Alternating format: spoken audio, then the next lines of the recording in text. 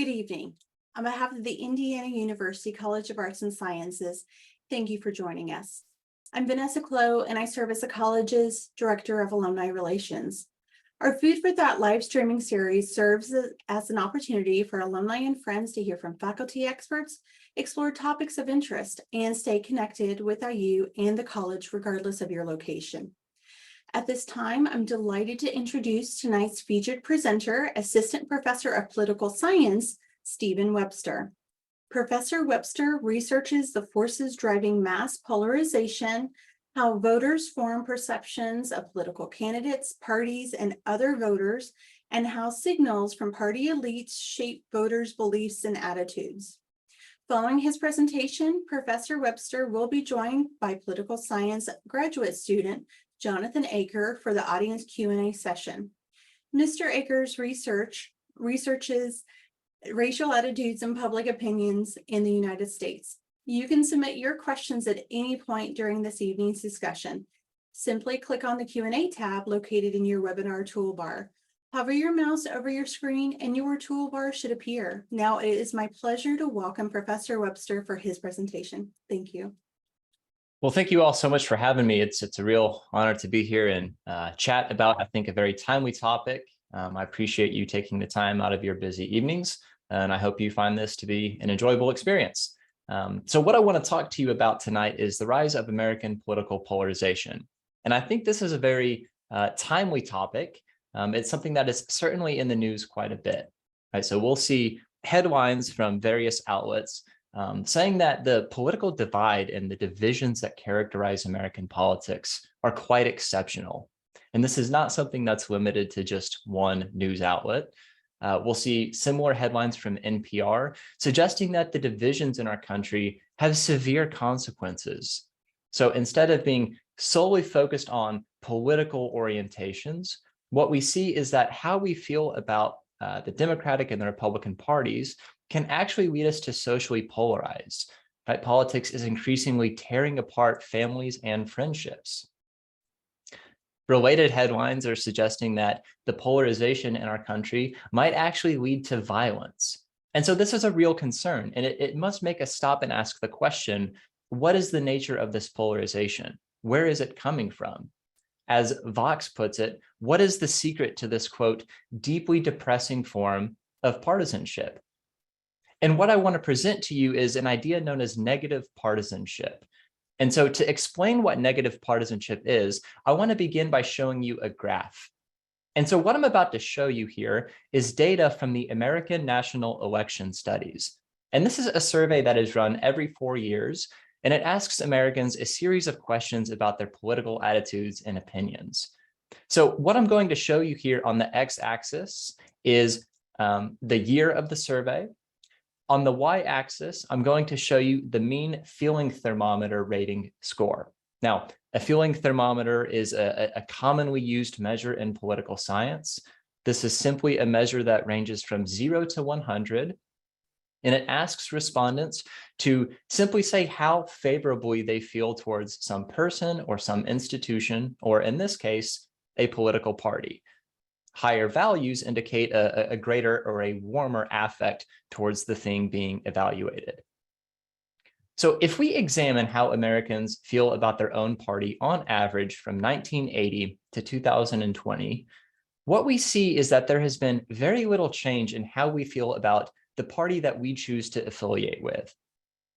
So in 1980, this score was 72.7. And 40 years later, this was an almost identical 71.7. So the story here in terms of how we feel about our own party is one of relative stasis. On the other hand, how we feel about the opposing party has changed quite a bit. And the nature of this change is one whereby we dislike the opposing party to a greater degree over time. So in 1980, Americans rated the opposing political party at about 47 degrees on this metric. By 2020, this had plummeted to 18.6. And so what we can see here is that while we feel the same about our own political party, we increasingly loathe the opposing political party. And this growth of negativity is what we call negative partisanship. Now, why does this matter? Well, this matters for at least 3 reasons. It matters because it shows that Americans are polarized along some affective dimension. It matters further because it suggests that the nature of this affective polarization is one that is driven largely by negativity. So the gap between how we feel about our own party and the other party has grown, mainly because we dislike the other party less and less. And finally, this matters because, as I'll show you today, this negativity is behaviorally consequential for American politics. And what I would really like to convince you of tonight is that anger is the emotion that is at the heart of this negativity. It is the dominant emotion of contemporary American politics. And this is because anger has lots of consequences for how we act within the political sphere, but it's also because politicians are deliberately and consistently seeking to make you and I angry. And I'll explain why that's the case in just a moment. So what is anger? What is this thing that I'm claiming is so important? Anger is simply an emotion that you or I or anyone would experience when something unwanted happens to us. And so some commentators say that this is simply, quote, the gap between what I got and what I wanted. So quite simply, it's what you feel and what you express when you are aggrieved or frustrated in some sense.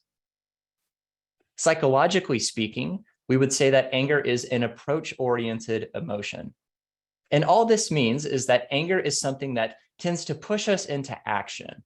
So when you or I are angry, we tend to want to do something or some set of things that are going to assuage our anger, right? These things that we think are going to make us feel better. A healthy thing might be, exercising or perhaps punching a pillow.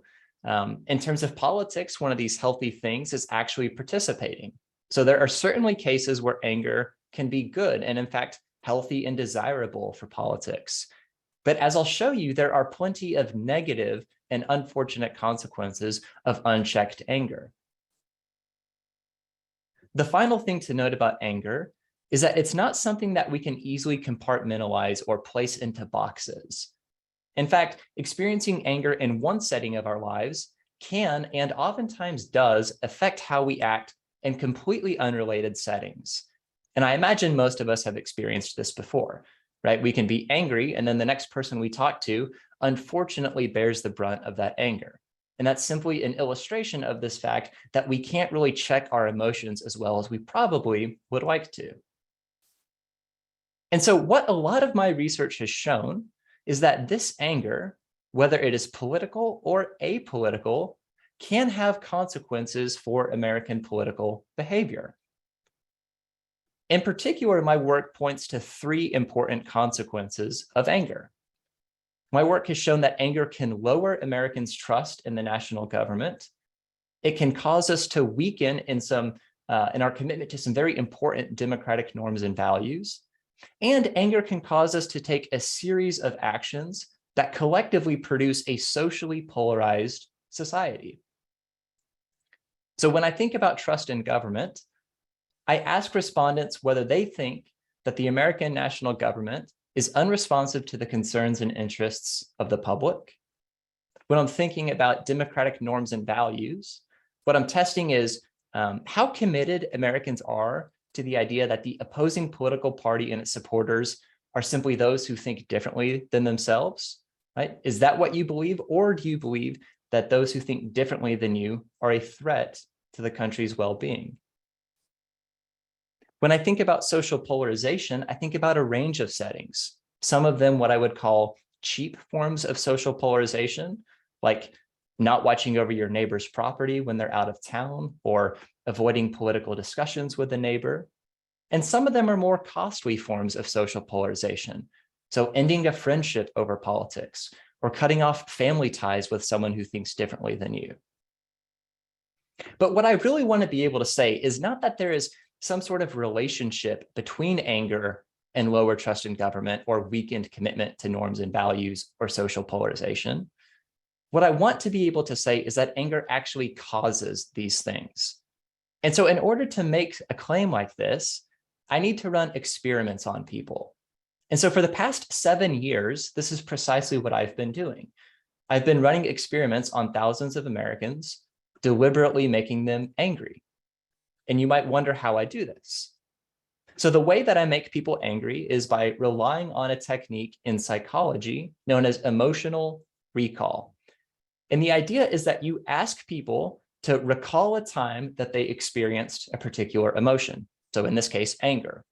And the logic behind this is that when you re-experience this event, right, this thing that made you angry, you will in fact become angry again, right? Your heart rate might increase, you might tense up a little bit, you might begin to sweat. And this is precisely because you are experiencing the physiological symptoms of anger.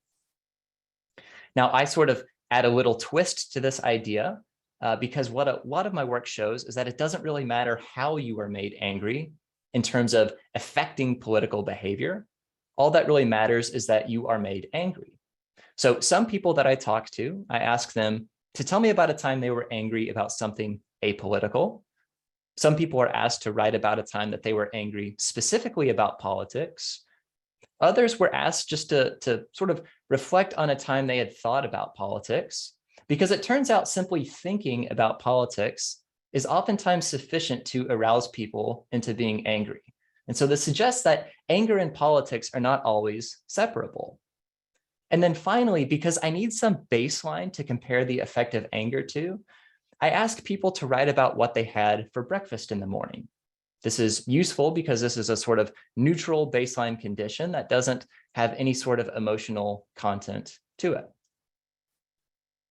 After I ask people to tell me about a time they were angry, I ask them these questions pertaining to how much they distrust the government, measured on a 0 to 10 scale, how committed they are to democratic norms, also measured on a 0 to 10 scale, and then a series of questions measuring how socially polarized they would be in various situations, what sorts of behaviors they would take in various social situations. And these scale to range from 0 to 1, where higher numbers indicate a more socially polarized response.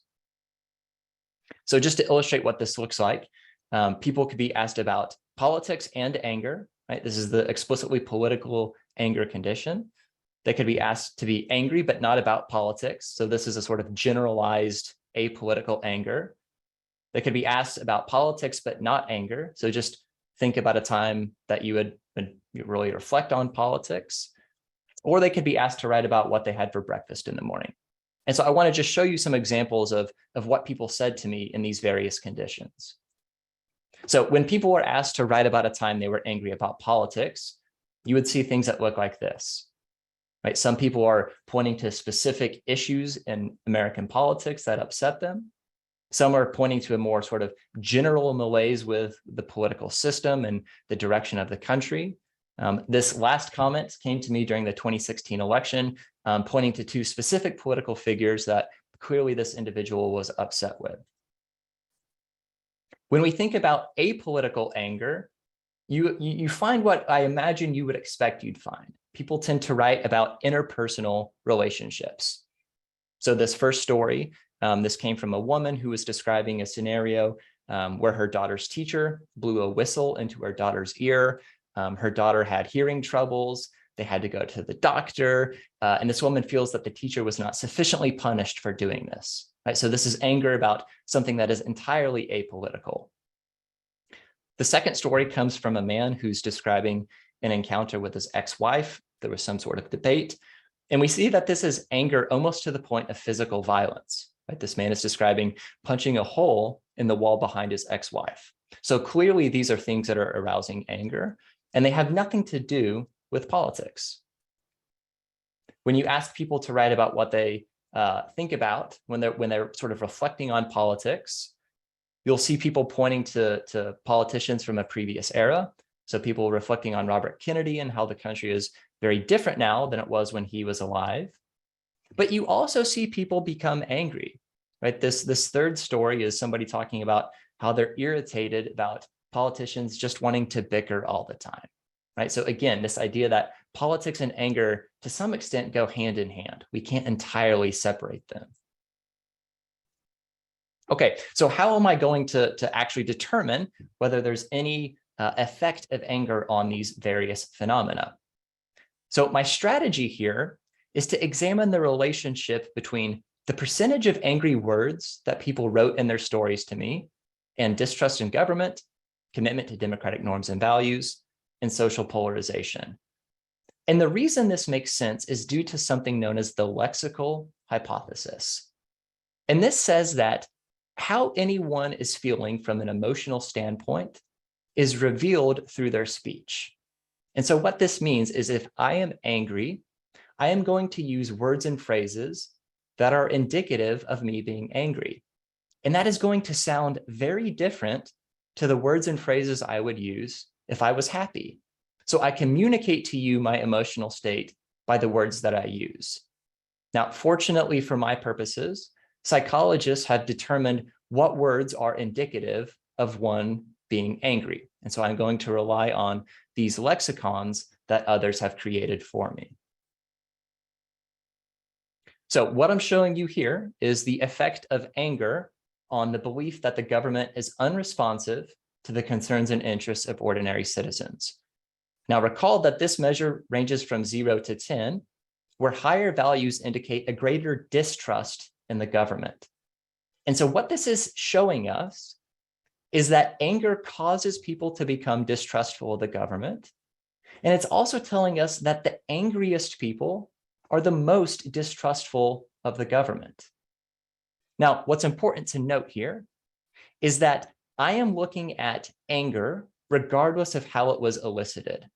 So this is how many angry words, what percentage of your text was an angry word, regardless of whether you were made angry by being asked to write about anything, or you were made angry by being asked to write about a time you were angry specifically about politics, or if you were made angry simply by being asked to think about politics.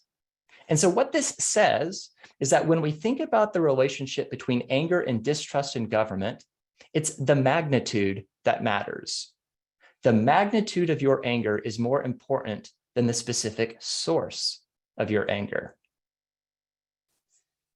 We see a very similar story when we look at the belief that the opposing political party and its supporters are a threat to the country's well-being. So again, anger causes people to adopt that belief. The angrier you are, the greater to which you endorse the belief that the opposing political party and its supporters are a threat to the country's well-being. Again, a similar story when we look at social polarization. So what's on the screen right now is the relationship between anger and what I've been calling these cheap forms of social polarization. So this first column shows the effect of anger on whether you would do favors for your neighbor. The second column shows the effect of anger on your willingness to watch your neighbor's property when they are out of town. And the third column shows the effect of anger on your willingness to talk about politics with your neighbor. Now, again, recall that higher scores on these measures indicate a more socially polarized response. So again, what this says to us is that anger causes you to be less likely to do favors for your neighbor.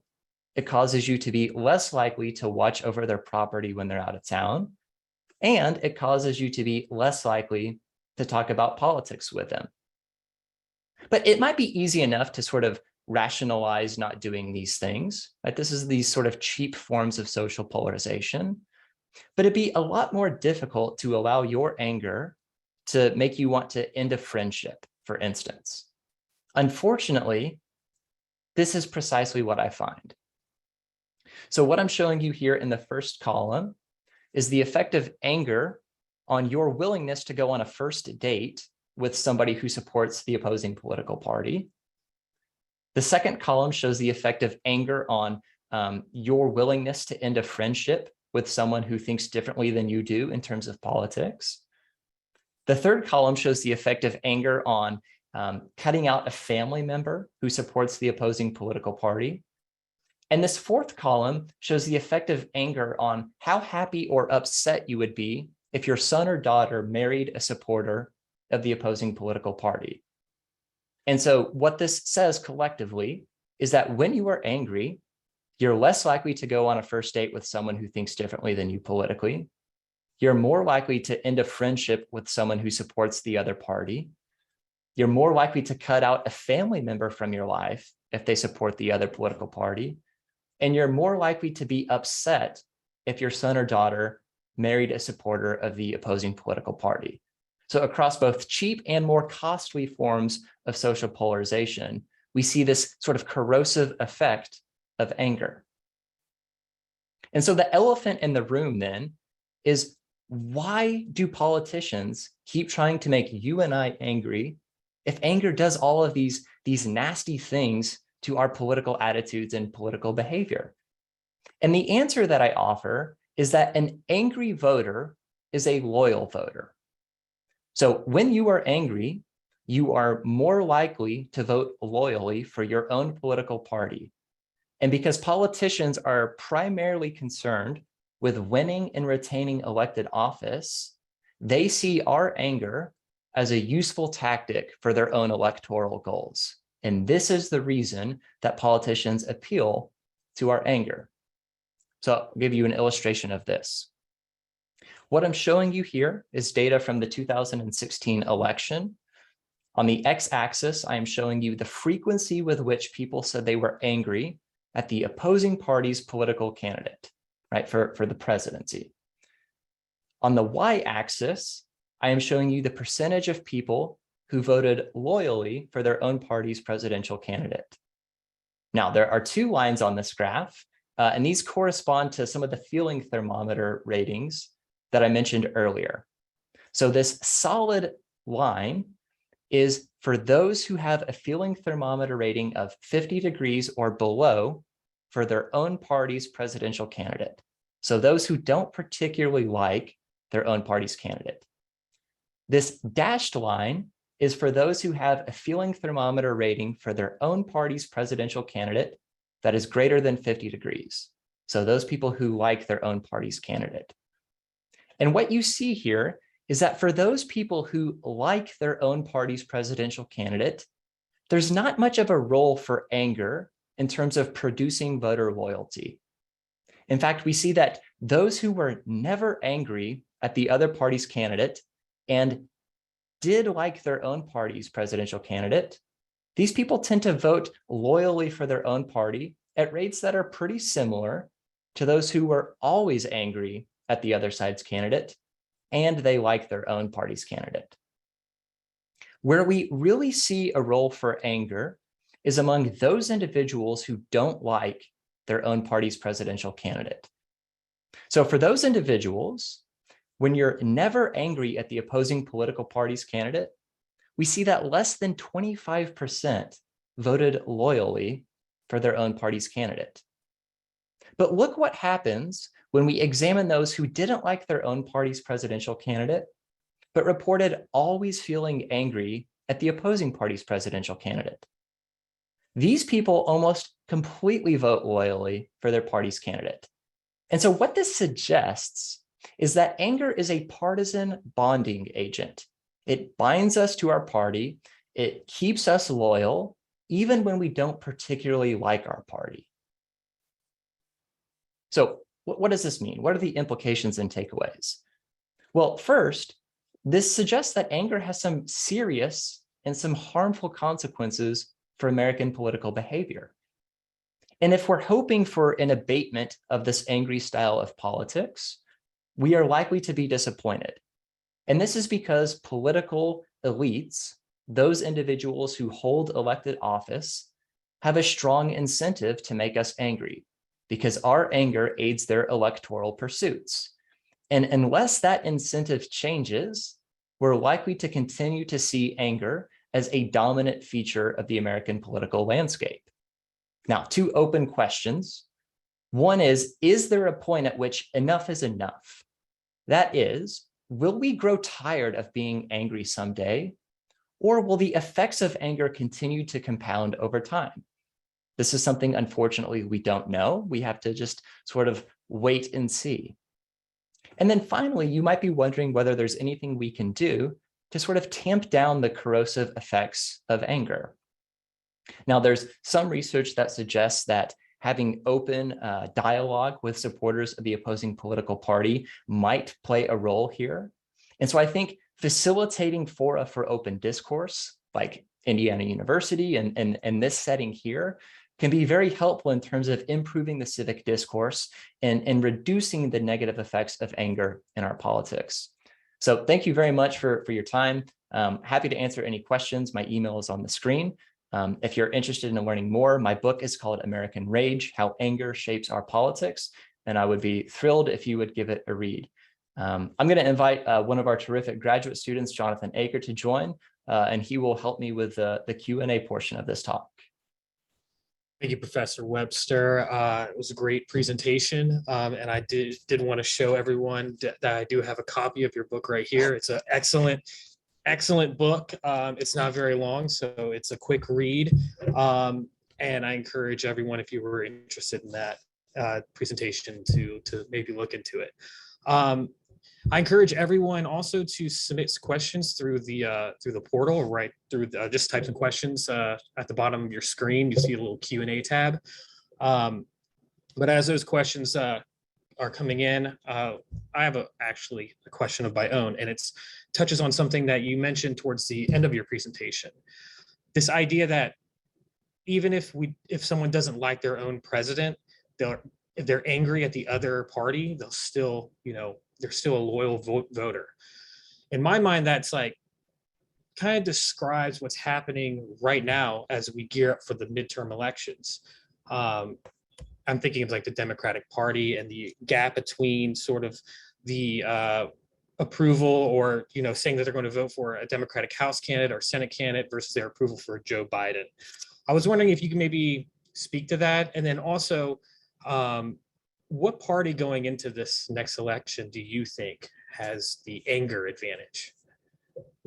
Yeah, these are great questions. So your point about Joe Biden is important. One thing we know about American politics, Tip O'Neill's famous saying, notwithstanding, really all politics is national. And so what this means is people view state and local elections through the lens of national politics. And so if you're a Democrat, you want Joe Biden to have good approval ratings because that's going to help Democrats in down ballot races. And so clearly how Joe Biden is viewed by the public is going to have an impact on this year's elections. In terms of which side has the anger advantage, I think if we had done this webinar about 2 months ago, I would probably say the Republican Party. I think, interestingly enough, there's been a series of developments that have sort of shifted the balance of anger to the Democratic side. You, of course, have the Supreme Court overturning Roe v. Wade. You have the fallout from the FBI's raid of Mar-a-Lago. And so there are plenty of things that have Democrats quite angry. And so I think increasingly we're seeing the bulk of the emotion on the political left in this country. Great. Thanks for answering those questions. All right, we have a few in the chat. How does fear compare with anger as a motivator of political choices? Yeah, so there's been a lot of work on fear or anxiety. Obviously plays an important role in American politics. The main difference between fear or anxiety and anger are their behavioral implications. So the classic example is in terms of seeking out information.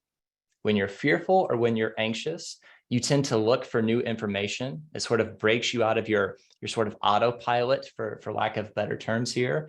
And so you're more willing to learn about the world. On the other hand, when you're angry, you tend to double down on what you already know and what you already believe. So you've probably heard somebody say that somebody was blinded with rage, and this is sort of what they're talking about. So anger sort of makes us lean in to what we know and believe, whereas fear can cause us to search out new information. There's been some interesting work as well on the effects of fear and anxiety on the types of policies that Americans support, particularly when it comes to terrorism and foreign policy. So when people are anxious, they're more willing to support candidates who, quote, promise protection and shelter from material harm, right? So they'll support candidates who promise to be tough on our enemies in foreign policy. Great. That previous question was from Joe, and I have a question here from Jack. He says, thanks, Steven. How do you square the implications of the anger ratchet with recent findings on the importance of generational conflict? And he says, thinking here of Munger on the boomer ballast. Yeah, thanks for the question, Jack. Yeah, so Kevin's work is really interesting. I do think that there is this sort of generational divide in American politics. Millennials and Gen Z in particular love to say, you know, nasty things about the baby boomers. So I do think there is some resentment across generations. And so I think that's a possibility.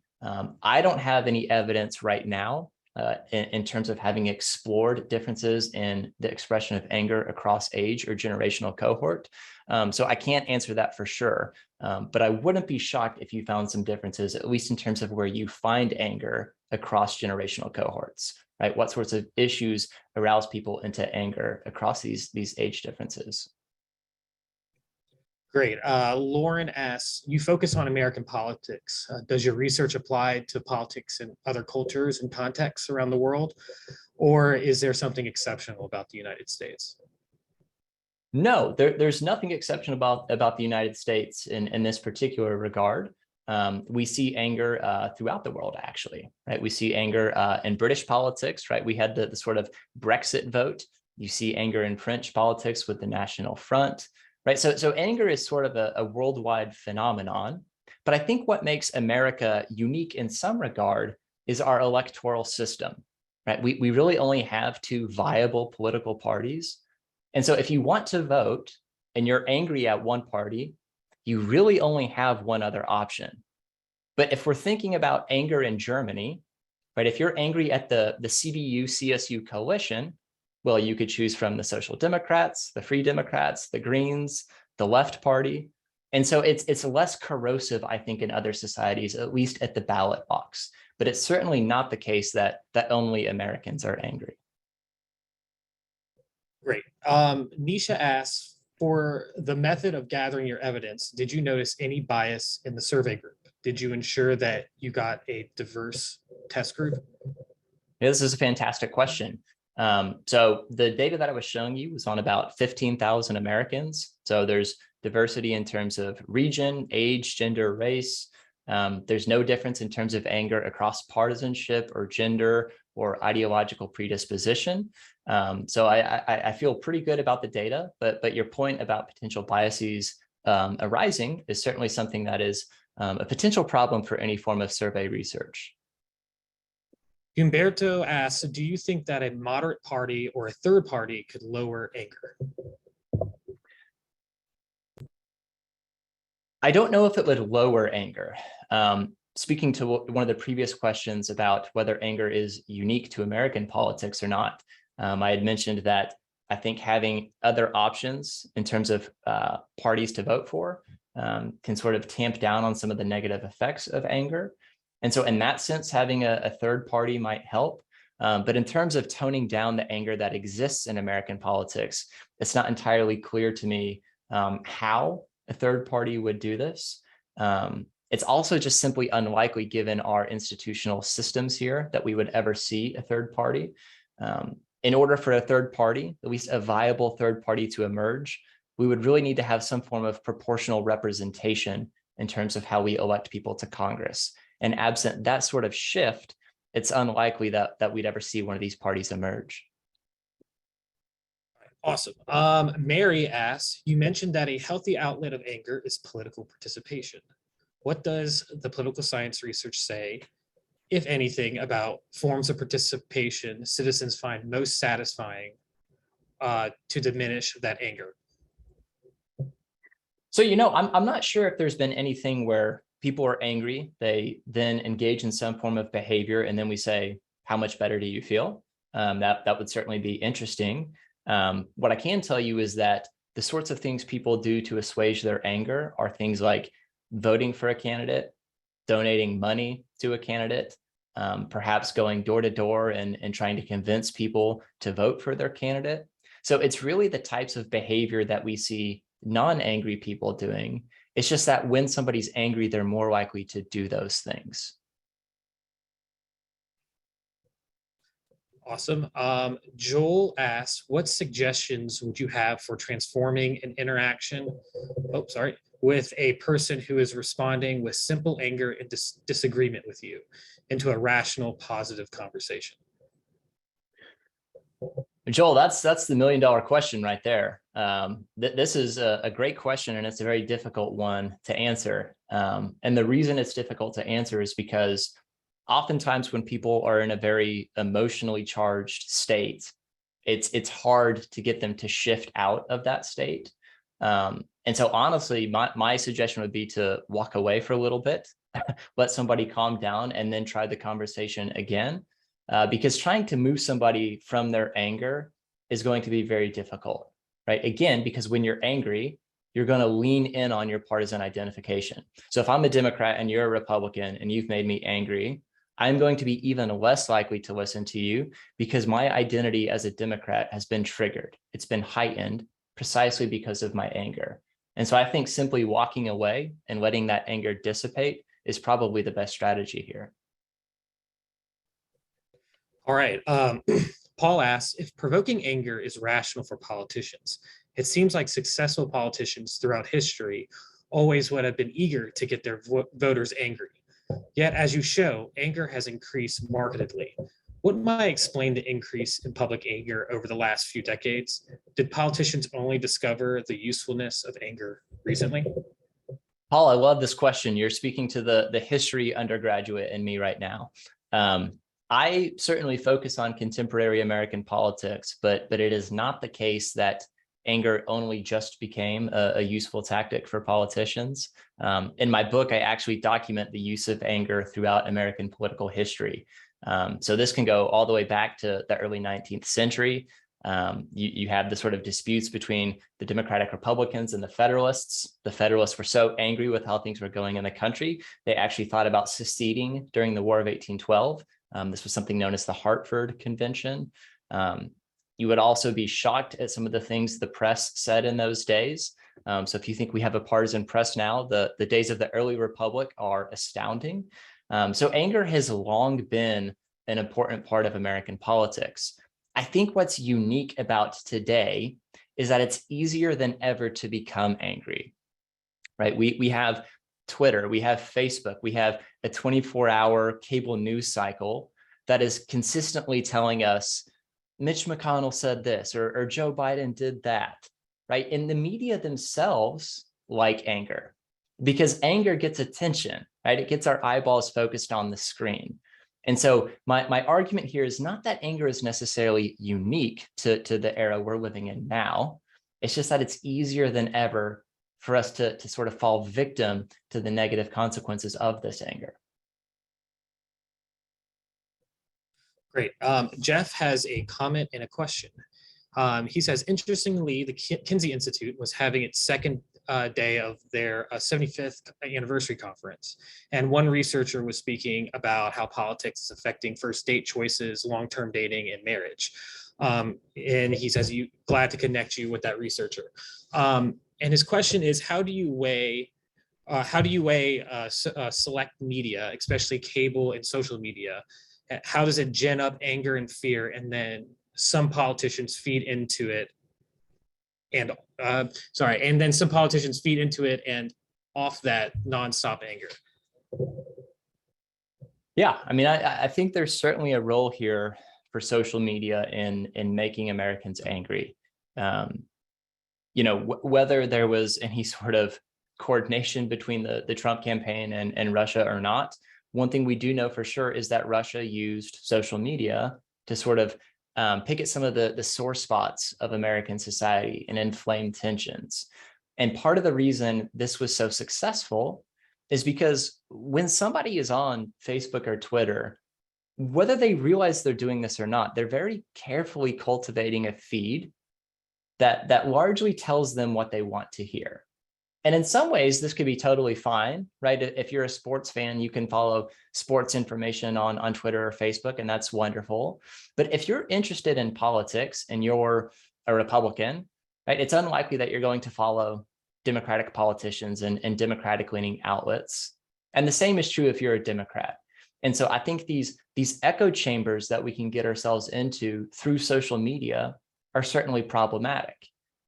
This also ties into one of my answers to the previous questions about the media playing a role in anger. There's been lots of studies that suggest that in many ways, social media can be addicting, right? We sort of get this hit of dopamine whenever we refresh our feeds. And so essentially what we end up doing is going back to the well and getting more anger and more anger and more anger. And so I do think there is a role to play here for sure. Very fascinated to hear about the study at the Kinsey Institute. I know there's a lot of interest in this subject. This question about, would you be upset if your son or daughter married somebody from the opposing political party, is actually a pretty important question in the political science literature, because originally this was asked about interracial marriage. And so what people have found now is that by and large, people are more okay with interracial marriage than cross-partisan marriage, right? So in some ways, this has become sort of the defining identity characteristic of American politics. And so this idea about who would you date and who would you marry and who would your family members marry actually speaks to a deep history in the political science literature. Great. Steve has a question as well. I think you mainly answered it in your previous answer, but I'll just ask it anyway. Can you speak to the role of social media in building high levels of anger directed at the opposition party? Maybe some strategies that you've seen out there of political parties really doing I guess, a good job of, ginning up a lot of anger? Yeah, I mean, I think generally when we think about social media, we tend to focus on Twitter and Facebook. I think there are probably two main reasons why this is the case.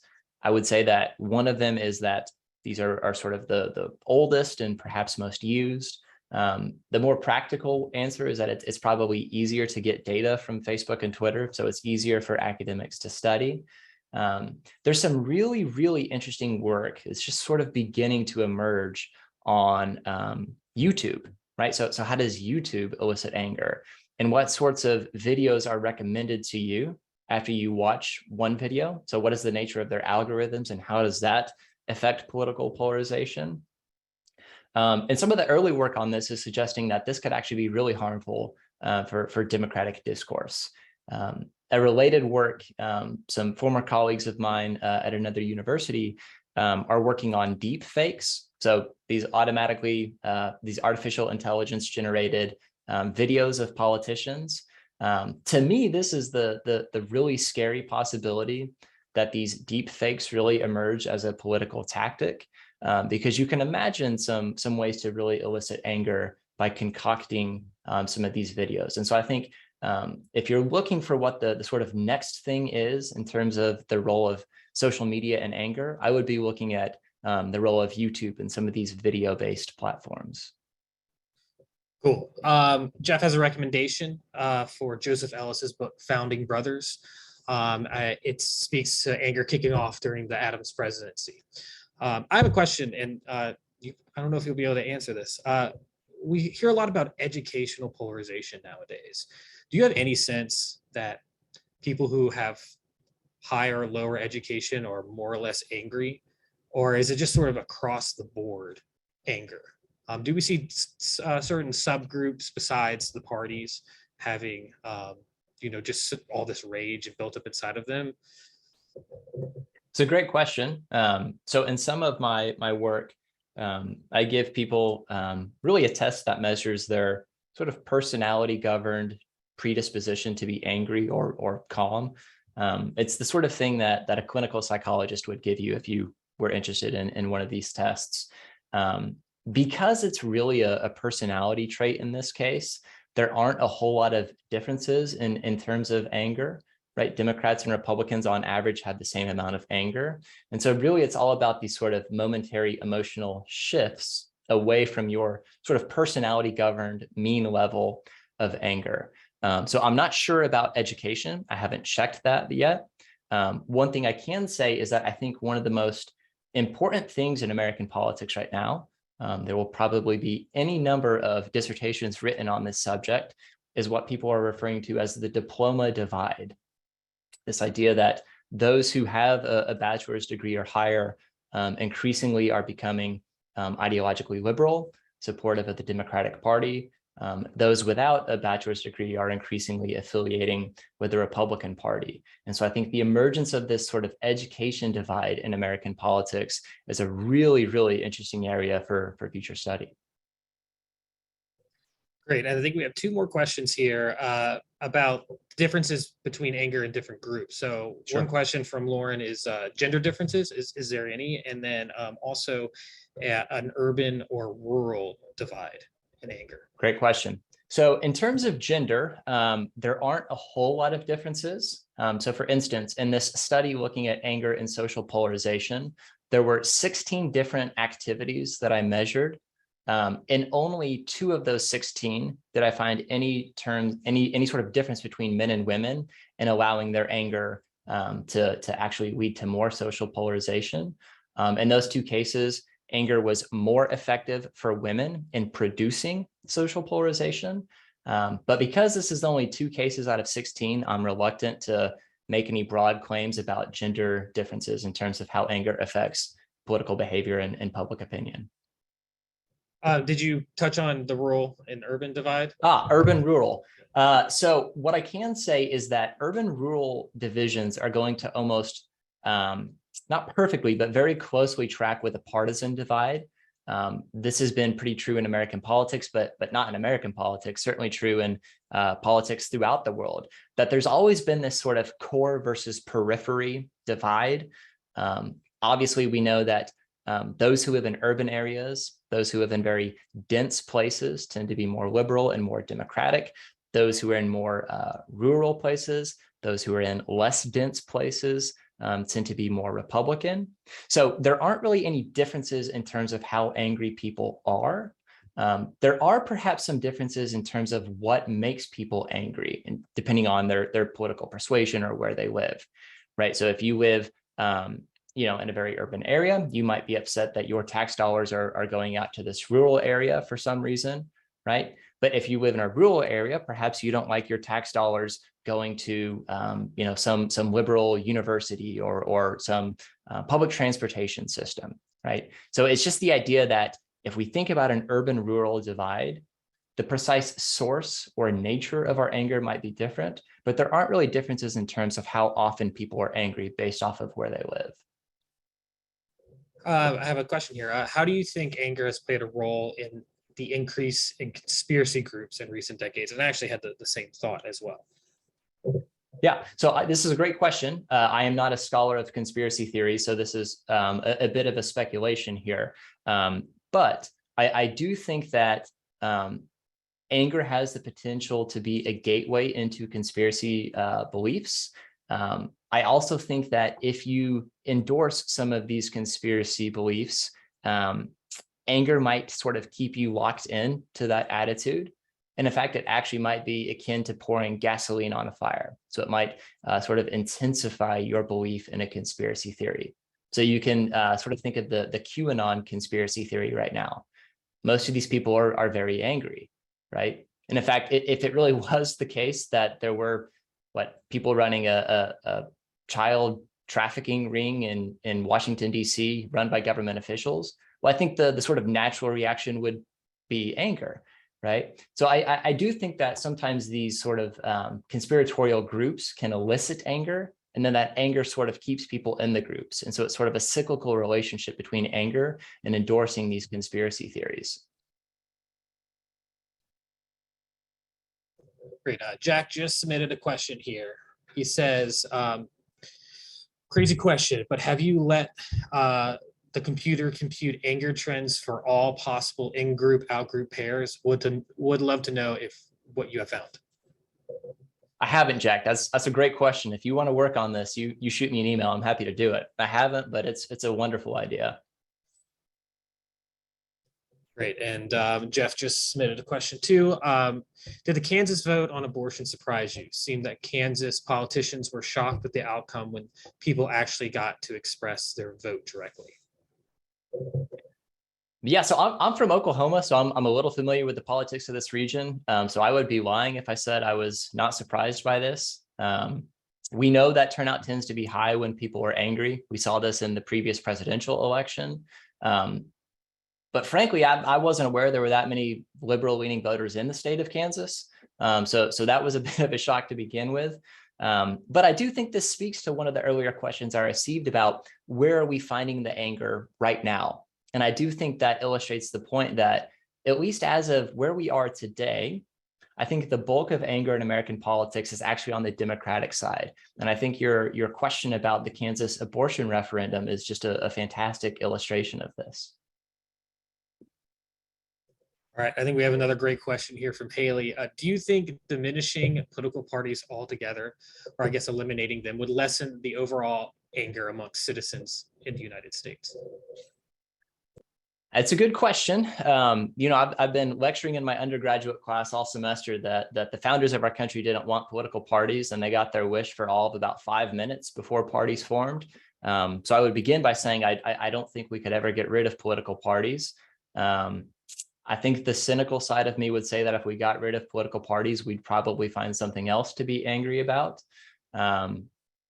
It's a bit of a wild speculation, but I'm going to say that Americans will find something else to be angry about, because at its heart, right, politics is about who gets what, when, and how, right? So we're trying to divide up scarce resources. And a lot of times people see this as a zero-sum game where one side's win is the other's loss. And so I think there would still be anger that would arise along some dimension.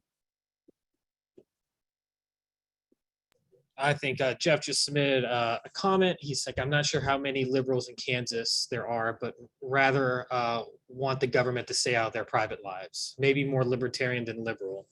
Likely the same reaction when they tried to ban contraceptions, etc. Yeah, that's entirely possible. We do see that some states are beginning to take the Dobbs ruling and begin to try to reverse some other protections. For instance, some things about what medications have to be required to be required to be offered to people under the Affordable Care Act. So I don't think abortion is the end of this. I think there's going to be other very sort of hot button social and cultural issues that will arise. And you're likely to see anger along all of these things because people have a very sort of intensely felt passion about them. Great. If anyone has any more questions, please continue to submit them. But Steven, I do want to ask, shifting gears maybe a little bit. This is you're going on your 3rd year right here at IU. Just wanted to know what your experience has been like here on campus. With the political science department, with students, or how you've liked living here in Bloomington. It's been great. I mean, I think all of the students I've had have been just engaged beyond my wildest imaginations. Everyone is really concerned, I think, about the future of our country, which is good, right? Because it's showing that people are taking an interest in our democracy. And I think sort of instilling the belief that action is necessary early on is good, right? I think, like many things, starting early can sort of lead to habit formation. And so I think the fact that IU has so many students who want to take political science courses and who are so interested in what's going on in the world is really encouraging for the future of American politics. One thing I'm really hopeful about is that we can get to a world where action is the antidote to anger. And I think one place where action can be most effective at lowering our anger is at the most local levels of government. And the reason I believe this is because, by and large, Americans don't know anything about local government, right? We can tell you who the president is, maybe who our member of Congress is, but most of us don't know city council members or the mayor. And so getting involved at the local level gives you a disproportionate amount of power. And so one thing I try to tell students, at least sort of my charge to them at the end of the semester, is if you're angry about things in American politics, get involved at the local level, right? Go find a pothole to fix, find something that can improve your immediate life. And so hopefully that sort of keeps students involved in politics and shows them that they can make a difference. And so it's really been quite a ride, and I'm quite happy to be here. We actually have a question from Alan. Do you see anger as a cyclical phenomena which we might hope to escape temporarily at some point, or is it here to stay for decades? You know, you see at certain periods of time, the sort of internal anger that we have. So Democrats and Republicans being angry at each other go away. But when this happens, it's because something worse has happened. So for instance, we saw relatively low levels of anger and polarization right after 9/11. Because what happened is we didn't think of ourselves as Democrats or Republicans, but rather we thought of ourselves as Americans, right? But this would be a silly recommendation to say we need major events like this to reduce anger. And so absent something large like this happening, something we wouldn't want anyway, it's hard to see how we break out of this anger. And again, this is because, as I've mentioned, politicians have this incentive to make us angry. So the only other option is finding some way to change the incentive structure that politicians have, right? So no, I don't think it's necessarily cyclical. I think by and large, anger is kind of the American way. Awesome. Jeff says he loves your recommendation to get into local politics. I think with that, I'm going to turn it back over to Vanessa. Just thank you, Professor Webster, again for presenting tonight. It was thank really you all for having me. Yeah, really appreciate your time. Great. Thank you so much for joining us and participating in this evening's live stream. I would like to personally thank Professor Webster and Mr. Aker for their time and expertise. We are grateful to you all. Finally, I should acknowledge that events like this would not be possible without the support of donors who understand the value of a liberal arts education. If you would like to support the faculty, students, and programs of the College of Arts and Sciences, please consider making a contribution to the Arts and Sciences Priority Fund at the Indiana University Foundation. Until next time, please take care and stay safe.